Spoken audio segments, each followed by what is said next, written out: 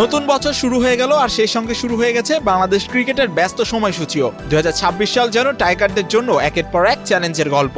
বছরের শুরুতেই চলমান রয়েছে দেশের সবচেয়ে বড় ঘরোয়া টুর্নামেন্ট বিপিএল, আর এই টুর্নামেন্ট শেষ হতে না হতেই জাতীয় দলের দায়িত্ব এসে পড়বে লিটন মুস্তাফিজদের কাঁধে। বিপিএল শেষ করে টি-20 বিশ্বকাপের মিশনে উড়াল দেবে বাংলাদেশ দল। ফেব্রুয়ারি ও মার্চ মাস জুড়ে ভারত ও শ্রীলঙ্কায় অনুষ্ঠিত হবে এবারের আইসিসি টি-20 বিশ্বকাপ। এবার 20 দলের অংশগ্রহণে বসছে সীমিত ওভারের এই বৈশ্বিক আসর, যেখানে বড় পরীক্ষার মুখেই পড়বে বাংলাদেশ দল। টি-20 বিশ্বকাপ শেষ হওয়ার রেশ কাটতে না কাটতেই আবার মাঠে নামতে হবে টাইগারদের। মার্চ মাসে বাংলাদেশ সফরে আসবে পাকিস্তান দল। এই সফরে 2টি টেস্ট, 3টি ওয়ানডে ও 3টি টি-20 ম্যাচের পূর্ণাঙ্গ সিরিজ খেলবে বাংলাদেশ এবং পাকিস্তান।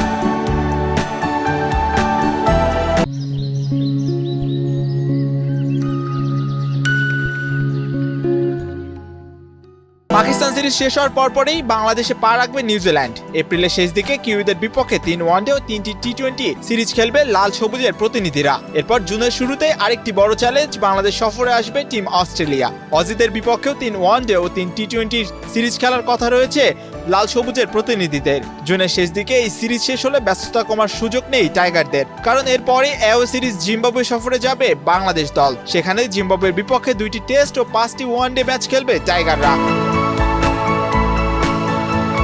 দেশে ফিরে খুব অল্প সময় বিশ্রামের সুযোগ পেয়ে আগস্টের শুরুতে আবার বিদেশ সফর। আয়ারল্যান্ডের বিপক্ষে সেবার 3 ওয়ানডে ও 3 টি-20 সিরিজ খেলবে বাংলাদেশ। আগস্টের শেষ দিকে আইরিশ সফর শেষ করে দেশে ফিরবে লাল সবুজের প্রতিনিধিরা। এরপর কিছুটা বিরতি পেলেও অক্টোবরের মাঝামাঝি বাংলাদেশ সফরে আসবে টিম ওয়েস্ট ইন্ডিজ। তখন ক্যারিবিয়ানদের বিপক্ষে 2 ম্যাচের টেস্ট সিরিজ খেলতে নামবে নাজমুল হোসেন শান্তর দল। বছরের শেষ চ্যালেঞ্জ অপেক্ষা করছে দেশের বাইরেই। নভেম্বরের মাঝামাঝি দক্ষিণ আফ্রিকা সফরে যাবে বাংলাদেশ দল। সেখানে 2টি টেস্ট ও 3 ওয়ানডে ম্যাচের সিরিজ খেলে ডিসেম্বরের শুরুতেই শেষ হবে 2026 সালের ক্রিকেটীয় ব্যস্ততা। এই সিরিজ দিয়ে 2026 সাল শেষ করবে বাংলাদেশ ক্রিকেট বোর্ড। এরপর আবার নতুন করে শুরু হয়ে যাবে পরবর্তী বিপিএল এর উত্তেজনাও। মাহিউজ্জামান, বাংলাদেশ প্রতিদিন।